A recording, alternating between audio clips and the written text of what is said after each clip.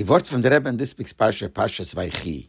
Vayechi, we learned that when Yosef brought his two children, Ephraim and Menashe, to Yaakov to even get a bracha from him, he put his right hand, on Ephraim and the left hand on Menashe.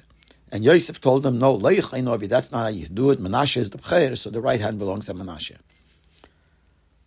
Now, the Rebbe asks a question. From here it seems that Yaakov was saying that the level of Ephraim is a higher level than the level of Menashe. But the question is, so then why was Menashe born first? Why was he the b'cher? The b'cher represents a higher madrege. And in Gashmias, whatever happened to the Oves and to the Shvatim, all represent the Ruchnesdike part. So if Ephraim is actually in a higher madrege, in a higher level, then why would he not be the firstborn? Why was Menashe born before him? And also, what is actually the difference in opinion between Yaakov and Yosef? That Yaakov said that Ephraim is more important, and Yosef said Menashe is more important, etc., etc. So the Rebbe explains we could explain this based on their names. In Chumash it says, what was the reason the names were given? So concerning Menashe, the Pasuk says, he named him Menashe ki nashani elikim eskol hamoli v'eskol bisovi. Menashe means to forget. That Hashem made me forget all my work and my father's house. And Ephraim was given, the Pasuk says, ki hifrani elikim be'eretz onyi, because Hashem made me multiply in the land of my suffering. Now, these two names have a spiritual meaning, because the question is, why would Yosef give a name to a son that represents him forgetting his father's house? It's almost like celebrating that I forgot my father's house. And the Rebbe says the pshat is the opposite. He named him that way to always remind him not to forget his father's house. The name meant that this is a place, living in Mitzrayim is a place where it's possible to forget my father's house. So every time he called Menashe by his name Menashe, reminded him, you could forget. So meaning to say, don't forget. Don't forget your level that you were before you came to Mitzrayim. So that's what Menashe represents, to stay with what you had before and not to get involved in all the different klippas of Mitzrayim. While Ephraim represents that you even become higher, you grow, you multiply in Mitzrayim.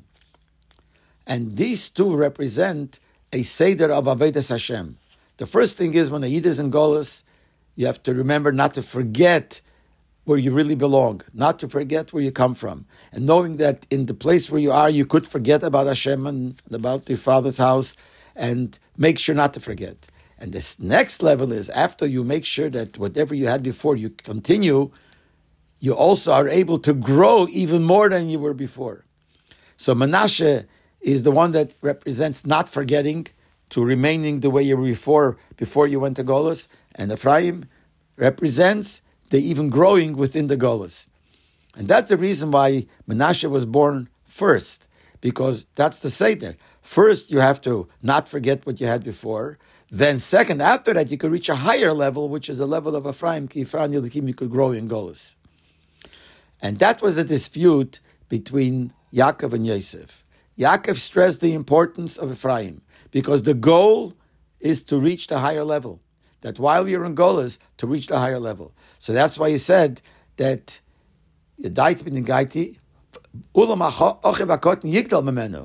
the higher madrege. The younger brother is the higher madrege. Ephraim represents the higher madrege. That's why he stressed that.